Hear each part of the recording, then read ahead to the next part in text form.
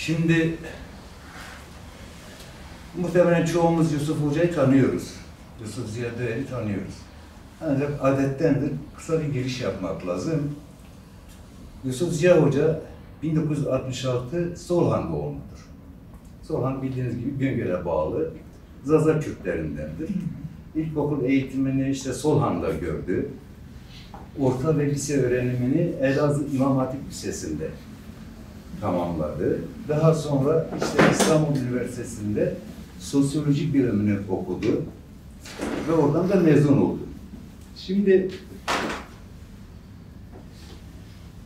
okuldayken Yusuf Hoca derslerindeki başarısı, konulardaki hakimiyetinden dolayı okulda kendisine bir öneri gelir. Denir ki sen okuldan ayrılma, burada akademik çalışmalarına devam et.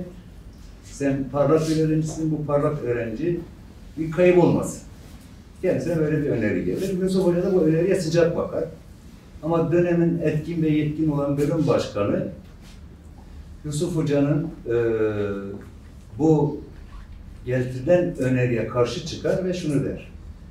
Ben bir Türk olarak burada olduğun sürece senin bu Kürdi ve İslami düşüncelerinden dolayı sana akademik kariyer yaptırmayacağım der. Bu tabi Yusuf Ziya Hoca'da bir kırılma yaptı mı yapmadı mı bilmiyoruz. Daha sonra Yusuf Hoca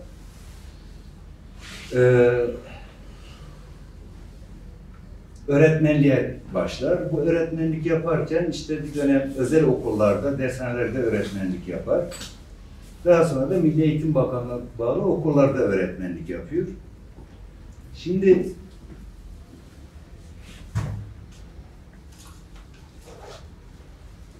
öğretmenlik yaptığı dönemlerde Yusuf Hoca asıl önemlisi ve kimseden üzerine alınmasın. Bir sürü soruşturma açılır kendisi hakkında, dava açılır. Bir kısmı takipsizlikle sonuçlanır, bir kısmı devam eder. Bu öğretmenlik yaptığı döneme aittir. Çünkü Kürdi ve İslami inanışına göre söz gelmişse, konuşma gelmişse mutlaka o sözünü, o konuşmasını yapmıştır ve yazıya dökmüştür. Yani Yusuf Ziya Hoca onunu eleyip, eleğini astıktan sonra konuşmuş ve yazmış bir arkadaş değil. Yani bedel ödemeyi göze alarak, öğretmenlikten atılmayı göze alarak, hapse girmeyi göze alarak sözünün geldiği yerde sözünü söylemiştir. Şimdi tabii Yusuf Ziya Hoca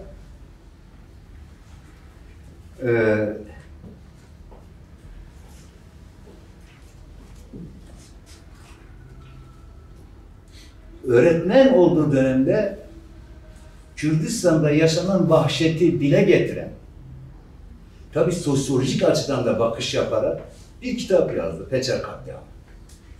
Bu öğretmen olduğu dönemde yazdığı bir kitaptır. Yusuf Ziya Hoca aynı zamanda yine öğretmenlik yaptığı dönemde Kürt aşiretlerinde alan koruma diye bir kitap yazıyor. Ki bugün konumuz aşağı yukarı bunun üzerine. Yusuf Ziya Hoca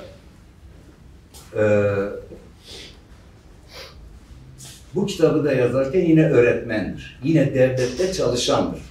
Yine davalar açılan, yine sorgulanan, yine çağrılan, yine disipline giden bir öğretmeniz. Yusuf Ziya Hoca tüm bunlarla birlikte bu tür konferanslara, konuşmalara ve Twitter'daki odalara, sosyal medyada ve şeylerde de konuşmalarını yapmış, gereğini söyleyen bir arkadaşımız. Şimdi biz bunu böyle anlatırken Yusuf Ziya Hoca'yı bir eline Zülfikar'ı verip Haydarkara'sına savaşa göndermiyoruz. Bu onun hayatının gerçeği. Ama burada ben çok önemsediğim bir şey daha var. Yusuf Ziya Hoca içeriden olan bir sosyolog. Yani bizden bir. Davul zurna çaldığında ayakları titreyen, derbejlerin sıralarında duygulanan, bizim sosyolojimizi bilen, sosyolojinin içerisinden gelen bir arkadaş. Dolayısıyla bizi daha iyi anlayan, bizi daha iyi kavrayan içeriden biri sosyoloji konusunda. Kürtlerde de bu anlamda sosyolojik incelemeler yapabilecek, felsefe yapabilecek ve Kürtü düşünceyi de, Kürtü duygularını da içine katabilecek, sadece akademik disiplin içinde anlatmayacak, akademik disiplin içerisinde anlatmayacak, bu tür sosyologlara da ihtiyacımızın olduğunu Yusuf Ziya Hoca'nın Peşer katliamı ve Kürt aşiretlerinde alan korumayı yazarak bizim bu ihtiyacımızın olduğunun farkına var. Bizim böyle bir çalışmalara, böyle bir sosyologa da ihtiyacımız olduğunu farkına var. Şimdi sözü fazla uzatmadan Yusuf Ziya Hoca'ya sözü verirken şunu söylüyorum. İçeriden biri olarak sevgili Yusuf Ziya Hoca,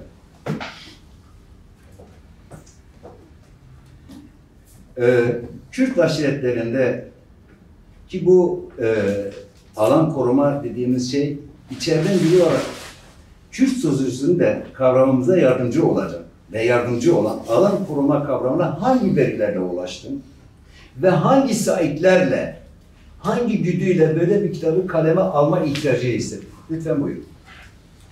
Evet, sevgili Azat Bey'e saygı ve selamlarımı, sevgilerimi iletiyorum. Siz de değerli dinleyicilere de saygılar.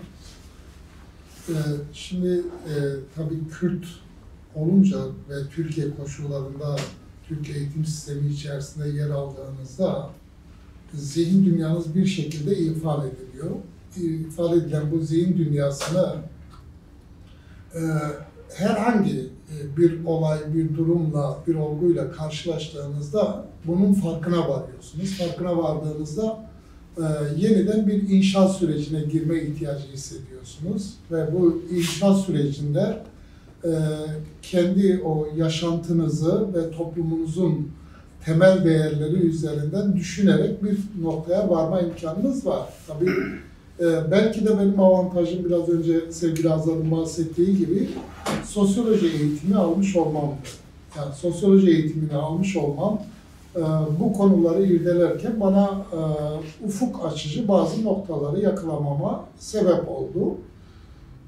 Tabii Kürt aşiretlerinde alan koruma kavramsal bir durum aslında. Yani Kürt sosyolojisini tanımlarken bu tanımlama içerisinde sonuç itibariyle sizin bir kavram yerleştirmeniz lazım ve bu kavram üzerinden olguyu açıklamanız gerekiyor. Dolayısıyla bu noktada Kürtlerin genel sosyolojik durumuna baktığımda ve parçalı yapısına baktığımızda ki hepimiz şöyle bir ifadeyle karşılaşmışız ve kullanıyoruz. Diyoruz ki işte Kürdistan çok sesli ve çok dilli bir toplum. Çok dinli bir toplum diyoruz. Bu Kürt sosyolojisinin farklı boyutlara sahip olduğunu da bize gösteren bir nokta. Dolayısıyla bunlar üzerinden düşünmeye başladığımızda böyle bir ihtiyacın var olduğunu hissettim. Aslında kitabın Azad'ın bahsettiği o yazım süreci ben şöyle söyleyeyim, yani ilk Peçar'ı yazarken üzerinde bazen düşündüğüm ama hiç üzerinde durmadığım fakat daha sonra Face sayfamda spot 3-4 tane cümle yazmıştım. Yani Kürdistan'ın genel böyle bir görünümünü ifade eden 3-4 tane spot cümle. Bu cümleler neydi? Ben hemen onları şimdi buradan okuyacağım size. Bunlardan birincisi, Kürt aşiret yapılanmasının coğrafyaya göre biçimlenmesi. Yani coğrafi koşullar Kürt toplumsal yapılanmasının biçimlenmesinde önemli bir etkiye sahip olduğunu düşünmüştüm. İkincisi, Kürt aşiret yapılanmasının belli bir alan üzerinde kendisini var kılması, ki buna alan koruma dedik. Üçüncüsü, tarihsel sürece dönüp baktığımızda Kürt toplumunun dünya egemenlik savaşını tarih boyunca sürdüren toplumların, yani Kürdistan coğrafyası bu devletlerin ilgi ve ilgi alanında. Ki bunun Kürdistan'ın o jeopolitik durumu üzerinden de açıklanabilir özellikleri var ama şuna dönüp baktığımızda dünya tarihi boyunca Batı ve Doğu üzerindeki çatışmalar üzerinden de bunu değerlendirebiliriz. Dinsel olarak da değerlendirebiliriz. Dolayısıyla bütün çatışmaların gelip tıkandığı veya üzerinde gerçekleştiği alan Kürdistan coğrafyası. Dolayısıyla böyle bir alanda yaşayan bir toplumun kendi toplumsal yapılanmasını biçimlendirirken buna uygun, yani o çatışma ortamından çok fazla etkilenmeyecek bir biçimde bunu yapılandırması gerekiyordu ki bu aşiretsel yapılanmadır bana göre, ki bu aşiretsel yapılanmanın sonucunda da sonuç itibariyle bir alan koruma kavramı çıkıyor. Yine Kürtlerin biraz önce bahsettiğimiz çok dilli ve çok dinli olması. Şimdi eğer bir toplumda farklı ağızlar, lehçeler söz konusuysa toplum sonuçta bu ağız ve lehçelerin konuşulduğu alanlara göre bir biçimlenme kazanıyor. Dolayısıyla bu biçimlenme de ne yapıyor? Süreç içerisinde orada bir toplumsal yapılanma biçiminin gelişmesine yol açıyor. İkinci bir konu burada yine dinsel veya inançsal bir yapılanma biçimi gelişiyor. Mesela bu anlamda da dönüp baktığımızda Kürdistan'da hem antik inançlar üzerinden hem de diğer semavi dinlerin mezhepsel bakışları üzerinden de farklı alanların, farklı yapıların, inançların söz konusu olduğunu kolaylıkla görebiliyoruz. Bütün bunlar oluşurken alan koruma neden devam etti diye sorduğumuzda ise şu soruya cevap üretmeye çalıştık. Kürt aşiretlerinin bu alansal yapı üzerinde konumlanmalarını kullanan dönemin egemenlik savaşını yürüten güçlerin etkisini görmeye başlıyoruz burada da. Bunlar ne yapıyor? O alansal yapı üzerinde varlık kazanan her bir aşireti kendi çıkarları etrafında biçimlendirme derdine girdiklerini görebiliyoruz. Mesela bu anlamda düşündüğümüzde basit bir örnek olsun diye hemen söyleyelim. İşte Osmanlı-Safevi çatışmasına dönüp baktığımızda o dönemin işte Kürt Alevi inancına mensup insanların daha çok Şah İsmail tarafından, Sünni kesimin ise Osmanlı tarafından bir şekilde domine edilmeye çalışıldığını görmekteyiz. Bu da alan korumanın bir diğer boyutu olarak karşımıza çıkıyor. Yine alan korumanın bir önemli özelliği var. O alanda bulunan yapı dışa çok açık bir yapı değil. Yani hani bunu coğrafi anlamda baktığımızda bir anlamda içe kapalı bir topluluk ve bunun aynı zamanda ekonomik olarak da içe kapanık bir toplum olduğunu görebiliyoruz. Bu olguları dikkate aldığımda sonuç itibariyle bu kitabın yazılma sebebi bunlar. Yani bu olgular bu kitabın yazılmasına sebep olan durumlar. Tabii kitabı yazarken temel amacımız şuydu. Aslında yeni bir şey ifade etmedik, yeni bir şey ortaya koymadık ki Köroğlu Karaoslan burada kitabın ilk yazımı bittiğinde kendisine göndermiştim. Dönüşte bana şunu söylemişti. Evet, bunların hepsini düşündük ama formülize edemedik. Formülize etmişsin. Yani bir isim koymuşsun bu işe. Amaç neydi? Amaç bir zihin dünyası inşa etmek. Ve biraz önce Azad'ın bahsettiği gibi içeriden bakarak bu zihin dünyamızı kendi bakışımızla bir anlamda şekillendirmeye çalışmak. Bu anlamda örneğin kendilerine öğretmenlik yaptığım öğrencilerim var şu anda Harun Fen Lisesi'nden. Mesela bunu en azından etkisini burada görebiliyorum. İşte 6 yıl önce okuttuğum öğrencilerim bugün burada beni dinlemeye gelmişler sağ olsunlar. Demek ki bir zihin dünyası inşa edebilmişiz bu noktada. Kürt aşiretlerinde alan korumanın temel amacı bu. Yani Kürt gençlerinin kendi sosyolojilerini ele alırken müsteşrik bakış açısı diyebileceğimiz dışarıdan insanların bizi tanımlaması olarak değil, içeriden kendimizi nasıl görebiliyoruz veya görüyoruz şeklinde bir amaç taşıdık azaltı. Evet. Evet. Yani kitabın yazım veya amacı böyleydi. Buyurun. Şimdi hocam, bu moderatör olarak ben bir soru sorma hakkını buluyorum ama ondan sonra da arkadaşlardan bu konuda soru da sorabilecekleri gibi konuyla ilgili açıklamalar da yapabilirler. Çünkü yazarların bir özelliği var. Konuşurken karşıdan gelen bir ses ona aha bu da mı? Evet bunu da bir araştırayım, buna da bir bakayım diye bir güdüleri vardır. Dolayısıyla da bu konuda bizler bu tür süreçleri yaparken karşıdan o sesi almak isteriz, duymak isteriz. Önümüzü açacak şeylerin söylemesini isteriz.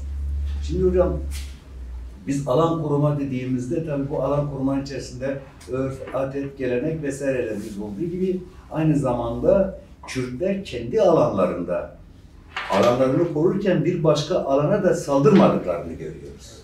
Yani bu Kürtler başka bir alana saldırıp işgal yapma kavgaları yapmışlardır. Belli kavgaları olmuştur Kürtler arasında, Kürt aşiretler arasında ama Kürtler bir başka aşiretin, bir başka ailenin veya bir başka beyliğin toprağını ilhak etmemiştir. Bu da tabii biraz bana Ahmet Han'ın keşke olsaydı bir tacımız, etrafında incilerimiz olsaydı diye bir şiirinden bir söz hatırlattı bana. Siz bu konuda ne düşünüyorsunuz hocam? Evet. Şimdi dünya toplumları içinde dönüp bu noktaya baktığımızda örfsel hukukuyla toplumsal yapılanmasını biçimlendiren birkaç toplumla karşılaşıyoruz aslında. Mesela hala bugün günümüzde işte denilir ki İngiltere'nin bu anlamda işte bir anayasası yoktur. Aslında örfsel hukukuyla bir biçimlendirme oluşturmuştur. Bunun tarihsel süreçte dönüp arka planına baktığımızda Kürtler üzerinde gerçekten de Kürtlerde bu var. Bir örfsel hukuk var ve bu örfsel hukuk ne yapıyor? Herkesin sınırlarını belirliyor. Ve bu belirlenen sınırları aşmama, herhangi bir durumda aşma söz konusu olduğundaysa, yani bizim genelde hani köyler içerisinde düşündüğümüzde, kendi aşiretsel yapılarımız içerisinde düşündüğümüzde bir sorun olduğunda hem içeride hem dışarıyla alakalı bir sorun olduğunda devreye giren bir ruhsupiler dediğimiz bir yapısı var. Bu örfsel bir hukuktur. Ve bu örfsel hukuk ne yapıyor? Dolayısıyla senin bir başkasının alanına müdahale etmeni engelliyor aslında. Ve dolayısıyla bu nedenden dolayı dönüp baktığımızda şunu görmüyoruz. Kürtler arasında böyle ciddi bir çatışma görmüyoruz. Bir cephe savaşı görmüyoruz. Tarih boyunca böyle bir şeyi görmüyoruz. Görmediğimiz için de dolayısıyla herkes kendi alanıyla ve kendi alanı içerisinde varlığını devam ettirme derdiyle uğraşıyor. Bir başkasının alanına hükmetmeme gibi bir durum var. Mesela bu anlamda düşündüğümüzde bazen hani değerlendirdiğimde örneğin bahsedildiği gibi belgelerine de yansıyan kısmıyla İdrisi Bitlisi ile işte Yavuz arasında yapılan protokolde şu deniliyor. Yani birlerden herhangi birisinin soyu tükendiğinde oraya dışarıdan herhangi birisi müdahale etmeyecek. Ne yapacak? 11'lik içerisinde önde gelen insanların, Rusipilerin yeni birisini tayin etme şeklinde bir yapılanma oluşturduğunu görüyoruz ki bu nedir? Bu hukuksal olarak sizin oluşturduğunuz o örfi durumun toplumsal yapıyı biçimlendirmesi demektir ve bu biçimlendirme üzerine gelişiyor. Şimdi bu nokta var. İkinci bir nokta, Azad'ın bahsettiği gibi tarihsel süreçte acaba böyle bir şey olsaydı diye düşünüyoruz. Bazen zihin egzersizi. Aslında bu belki o günün koşullarında çok olumsuz bir durum olarak algılanabilir ama olsaydı herhalde bu ilhaklar olsaydı bir başka aşiretin veya birliğin topraklarına, kendi topraklarına ilhak etme durumu olsaydı belki bugün uluslaşma sürecimizi tamamlamış bir toplum olacaktık. Bu önemli bir veri aslında. Gerçi bu kitabın konusunda yok o ama bir sonraki çalışmanın konusu olarak da önümüze gelecek. Evet, teşekkür ederim. Arkadaşlar katkı sunmak isteyen, soru sormak isteyen, anlatmak isteyen, bir şeyler söylemek isteyen var mı? Yoksa yine görev moderatöre mi düşecek? Bak moderatör dersine çalıştı, adamı manipüle eder burada. Şimdi hocam, yeni bir çalışmanız olduğunu biliyoruz. O da her ne kadar adı konmamışsa bile orada bir kimlik krizinden söz ediyorsunuz ki sizin kitabınızda da bu konuda şey var, değinmeler var, kimlik krizi. Biz kimlik krizi derken ne anlamalıyız? Evet. Şimdi tabii her toplumsal yapılanma sonuç itibariyle beraberinde bir psikososyal duygu oluşturuyor toplumda. İstesek de istemesek de böyle bir psikososyal duygu oluşturuyor ve sosyolojik olarak da yansımaları ortaya çıkmaya başlıyor. Nedir bu? Sonuç itibariyle sizin bir alanınız var ve bu alan üzerinde hakimiyet sürdürüyorsunuz ki ben Kürt aşiretlerinde alan koruma dediğimde tarihsel sürecin belli dönemlerine kadar ki bunu 1808 Osmanlı merkezleşmesi olarak kabul ediyorum başlangıç noktasını yani şey olarak. Ondan önceki dönemde Kürt aşiretlerinin veya Kürt milletlerinin her birisi günümüz ulus devletlerinin birer prototipi olarak karşımıza çıkıyor. Yani her birisi aslında bir devlettir. Ama belli bir alan içerisinde ve o alan üzerinde ne yapıyor? Devam ettiriyor varlığına. Şimdi böyle bir yapıyla devam ettiğinizde ve biraz önce konuşmamızın başında bahsettiğimiz o dünya egemenlik savaşını sürdüren güçlerin de ilgi alanı olan bir coğrafyada yaşadığınızda ne yapıyorsunuz? Doğal olarak sizde bir koruma refleksi gelişiyor. Koruma refleksi gelişiyor ve bu koruma refleksi zihin dünyanızda sürekli olarak bir güvenlik kaygısına yol açıyor. Düşünün, dünya egemenlik savaşını sürdüren güçler ne yapıyor? Geliyor senin coğrafyanın üzerinde bir savaş yürütüyor ve bu senin coğrafyanı tarumar edebilecek bir niteliktir. Dolayısıyla bu nitelikten senin korunman için ne yapıyorsun?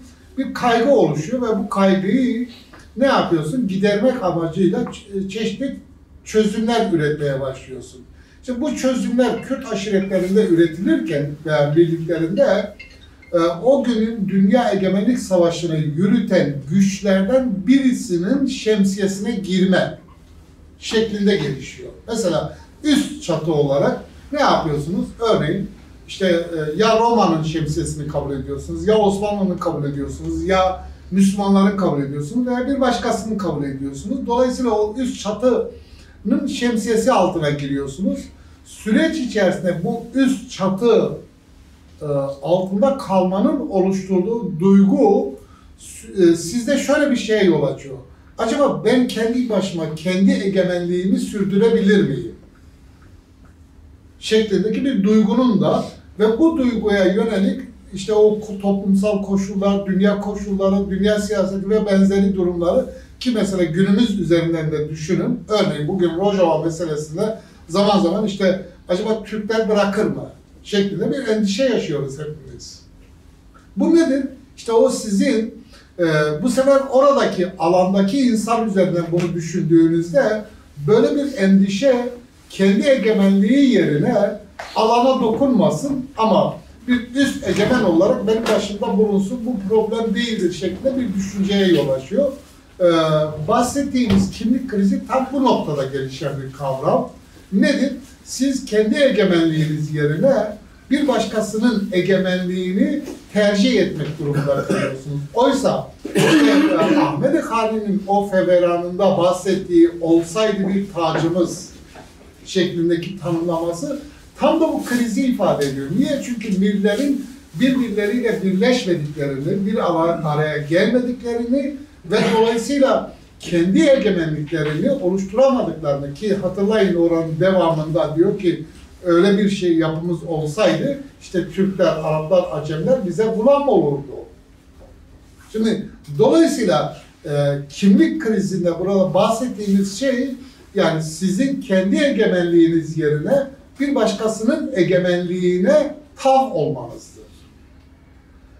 Dolayısıyla bu kimlik krizi kavramını ele aldığımızda dönemsel olarak birçok farklı dönemlerde farklı anlamlar da kazanmaya başlıyor. Mesela coğrafi keşiflerden 1808 Osmanlı merkezileşmesine kadarki süreçte kimlik krizi Kürtlerde daha çok böyle dinsel bir versiyon üzerinden gelişen bir şey. Yani kendisinden daha ziyade dinsel o bölgede kendisiyle benzer inanca sahip olan toplumların dinsel şemsiyesini kabul eden bir kimlik krizidir. Bu anlamda ister Sünni kesim üzerinden, ister Alevi kesim üzerinden bunu ortaya örneklendirmek mümkün. Fakat 1808 sonrasından nereye kadar? Hamidiye alaylarına kadarki dönemde bu kimlik krizi bir farklı bir anlama bürünüyor. Nedir Kürtlerde? Şöyle bir anlama bürünüyor.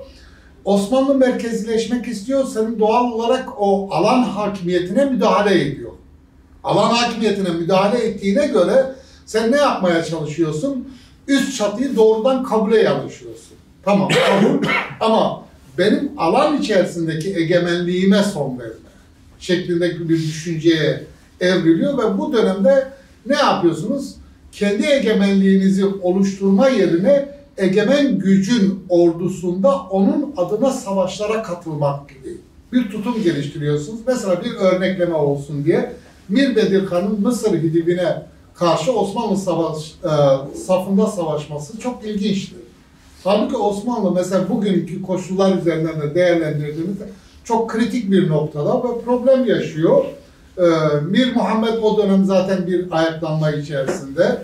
Mir Bedirhan'la Mir Muhammed'in o dönem birleşerek Osmanlı'ya karşı bir güç gösterisinde bulunmaları bile Osmanlı'nın geri adım atmasına yol açabilirdi. Ama ne yapıyorsunuz siz? Tutuyorsunuz Osmanlı safında bir başka yani Osmanlı adına bir başkasına karşı savaşmaya başlıyorsunuz. İşte bu bir yine Kürtlerin üst egemenliği açısından bir kimlik krizidir. Yine kimlik krizi Hamidiye alaylarında bana göre yine farklı bir anlam kazanmaya başlıyor. Buradan daha farklı bir anlama dönüşüyor. Ki 1808-1890 sürecine dönüp baktığımızda artık Kürt milletlerinin tamamıyla tasfiye edildiği bir dönemin sonucu ve bu dönemden itibaren işte bahsedilen o dinsel otoritelerin Kürtler üzerinde bir alan oluşturmaya başlaması ve bu dinsel otoritelerin başkaldırıları, örneğin Nehri başkaldırısı gibi dönüp baktığımızda yine aynı dönemde 93 Harbi diye tanımladığımız Osmanlı-Rus Savaşı'nı dikkate aldığımızda Kürdistan'ın tam tarumar olduğu bir dönemdir. Üretimin gerçekten sekteye uğradığı, problemlerin yaşanmaya başladığı, savaş ortamı devam ediyor ki Rusların 1805-1917 sürecini dikkate aldığımızda hep Kürdistan üzerinden sıcak denizlere inme hülyasının olduğu bir dönem. Dolayısıyla Kürdistan'da müthiş bir problem, kriz var yani. Bir anlamda toplumsal kriz var. Mesela hala duyanlarınız vardır, Gala denilir.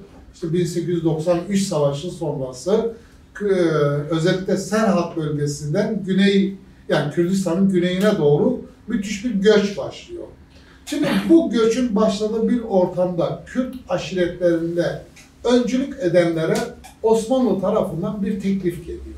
Teklif şu, diyor ki biz size silah vereceğiz, siz kendi içinizde silahlı bir güç oluşturun ve bu güç bir şekilde hem kendinizi koruyun hem bizi koruyun veya bize katkı sunun. Şimdi düşünün, yani şöyle düşünelim. O dönem siz bir aşiretin lideri veya bir önderisiniz. O sosyal problemlerle yüz yüzesiniz. Bu sosyal problemlere karşı işte dünyanın o bir anlamda siyasal olarak da dönüşmeye başladığı bir dönemdir. Ki mesela Kürtler açısından örneğin o dönemde Ermenilerin milliyetçi akımları ve ortaya çıkışları bir problem olarak görünmeye başlıyor. Ne yapıyorsunuz? Osmanlı'nın bu teklifine bir şekilde balıklama atlamak zorunda kalıyorsunuz. Ve atlıyorsunuz da. Fakat Osmanlı burada bana göre çok ilginç bir, Kürtlerde o krizi oluşturacak ilginç bir tutum geliştiriyor. Abdülhamit ne yapıyor?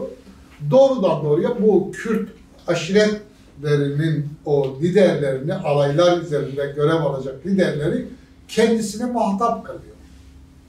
Yani muhatap direkt doğrudan doğruya Abdülhamid'in kendisi. Şimdi bu o dönemin bana göre Kürt aklında, Necat Seving'i analım, Kürt aklı diye, gerçekten önemli bir nokta yine kavramsal olarak. O dönemin Kürt aklında şöyle bir şeye yol açıyor. Ya biz en azından kendimizi bu kaotik ortamdan bununla koruyabiliriz şeklinde bir düşünce gelişiyor. İşte ondan sonraki dönemlerde bu süreci devam ettirelim. Süreci devam ettirdiğimizde şunu görüyoruz.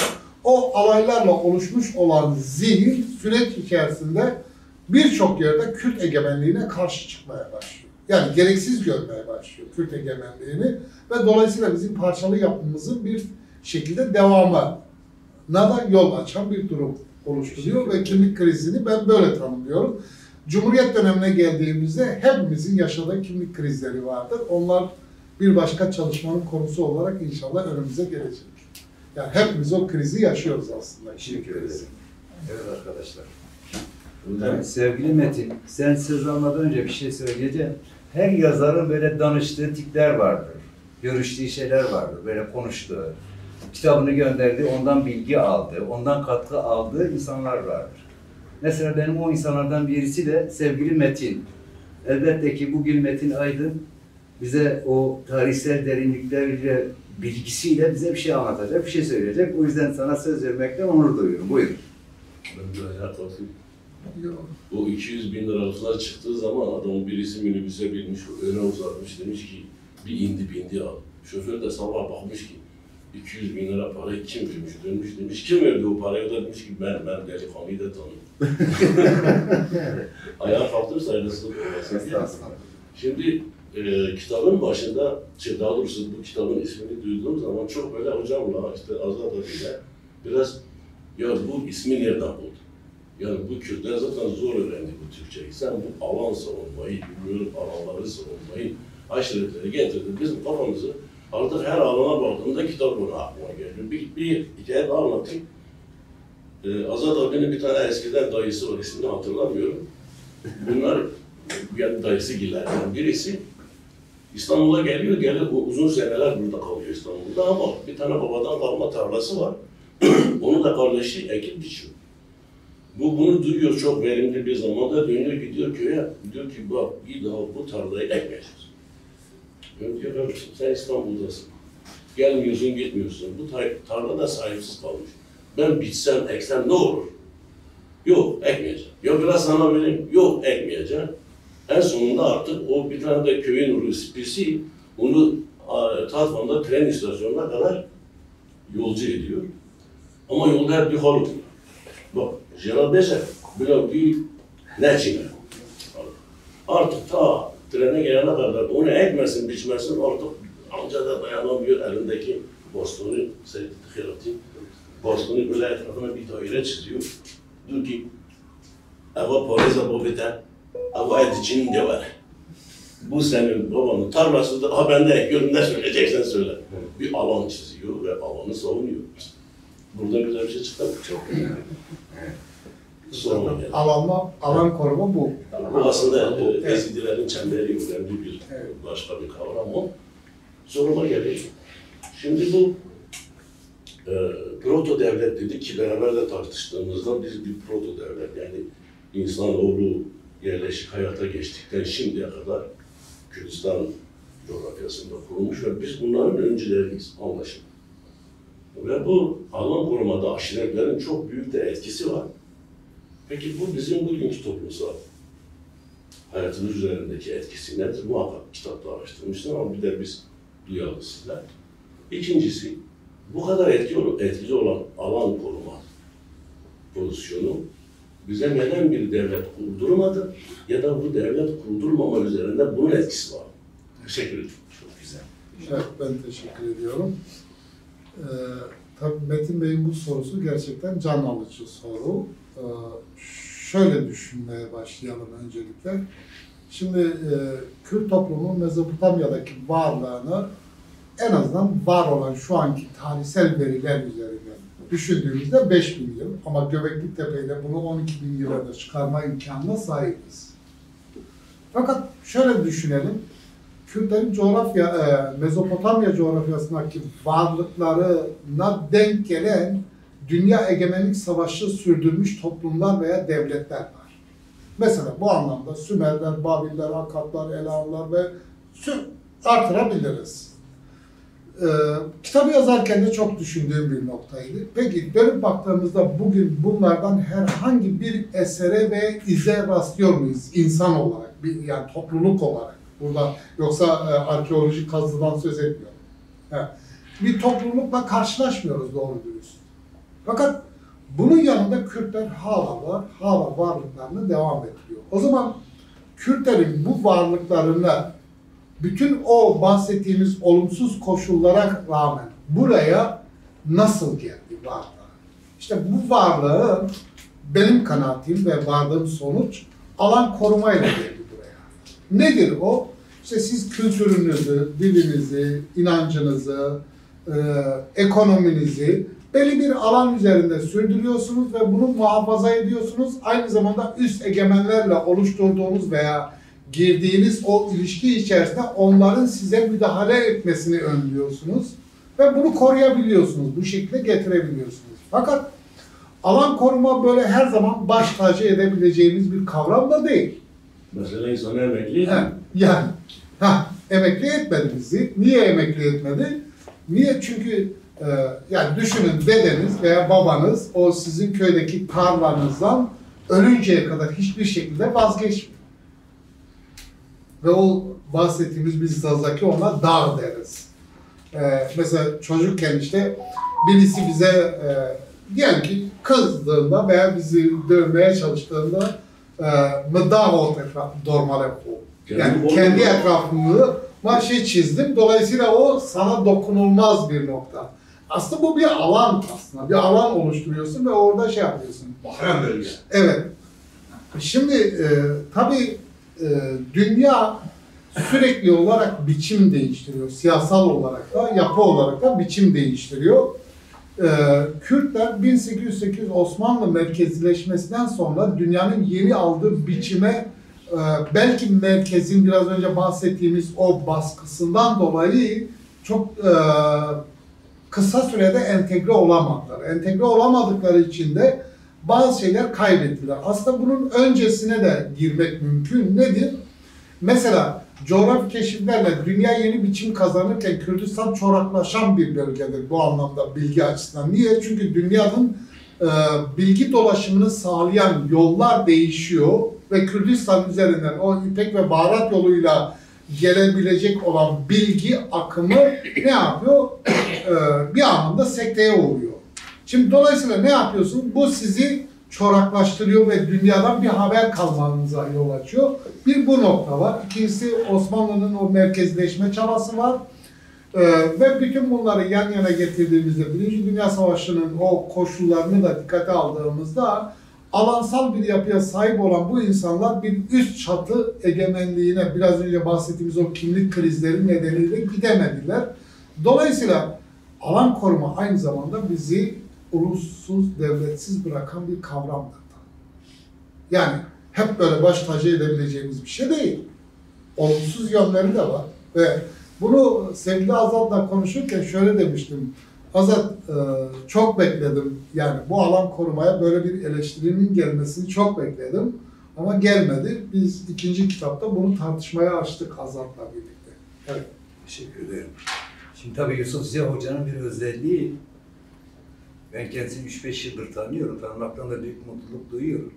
Söylediğin şeyin fikir takibini yapıyor, araştırıyor. Bir şey söylediğinde onda mutlaka ses ve karşılığını bulabiliyorsun. O yüzden onunla tartışmak, sohbet etmekten büyük zevk alıyorum. Çünkü biliyorum ki bu söylediklerin ondan kalmayacak. Bu konuda bir araştırma yapacak, bir inceleme yapacak, ona bir fikir oluşturacak. Anında Yusuf Hoca'yla zaman zaman WhatsApp üzerinden, zaman zaman ben ona giderek, o bana gelerek biz bütün sohbetlerimizi yapıyoruz. Türklerin de buna ihtiyacı var.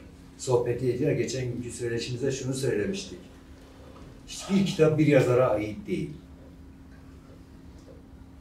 O, biz sadece kendi duygu ve kalemimizi kattığımız için bize ait oluyor. Dolayısıyla toplumdan aldığımız bilgiler, toplumun bize verdiği bilgilerle dostlarımıza gönderdiğimiz eskiz çalışmalarımızda onların sunduğu katkılarla kitaplar ortaya çıkıyor. Bu anlamda ben sohbetin başında şunu söyledim. Lütfen soru sorun. Lütfen bir şey anlatın. Lütfen bir şeyler konuşun ki Yusuf Ziya Hoca bunlardan yola çıkıp fikir takip yapıp önümüze bizim bilmediğimiz, görmediğimiz şeyler çıkarabilsin. Çünkü içeriden biri. Bizi biliyor, bizi tanıyor.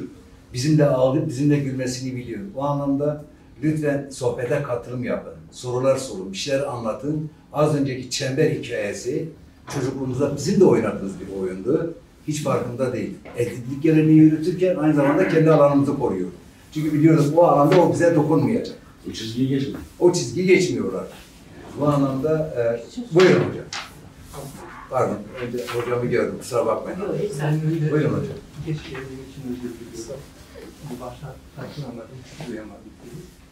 Sorum şu, bu Kürt göçerler yani Arçeliklerin Lozan üzerinde kendi aralarında büyük bir çekişmeleri ve olmuştur. Bu da birçok Kürt türküsünde, geçmişin Kürt türküsüne yansımıştır. Bu Kürt göçebe aşiretlerinin konumu, Kürdistan'da yeri bırakmama, alanı savunma doğru üzerinde olumsuz bir etkisi var mıdır sizce? Bu mantığın, yani bir yerden bir yere gittiği zaman gidiyor ve orada kalıyor. Kendi aralarında alanı savunabiliyor. Ama bir dış güç olduğu zaman acaba bir alandan diğer alana göç etmiyor mu?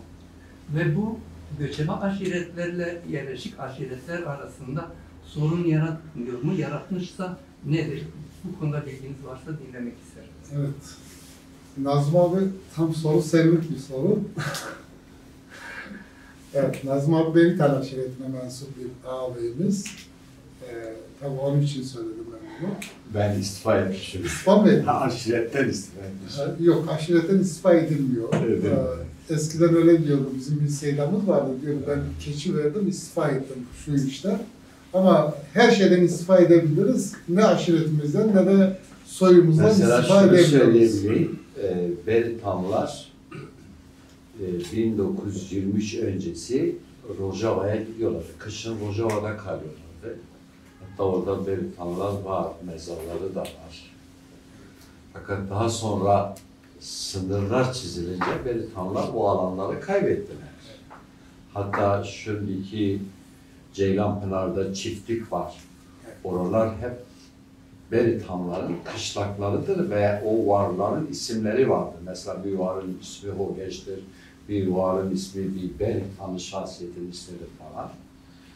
O üretme çiftlikleri olunca Beritamlar o alanlardan çekilmek zorunda kalıyor. Tabii bir de ekili arazi ortaya çıkınca, traktör çıkınca, çıkınca tamamıyla daraldı alan. Mesela babam anlatıyordu. Diyordu biz eskiden bir yere gidince o yerdeki yerli halk bizi karşılıyordu. Bizi karşılıyordu. Mesela diyor bir köyde 7-8 keçi vardı, fazla bir şey yoktu. Ama bizde varlık vardı. Yani ne vardı? Peynir vardı, ekmek vardı, et vardı, kavurma vardı. Diyordu bizi karşılamaya geliyorlardı ve yemeğe geliyor. Biz yemek verince tabii bize yardım ediyor, şey yapıyor. Ama diyor bugün gittiğimiz bir yerde sopalarla bize saldırmaya geliyor.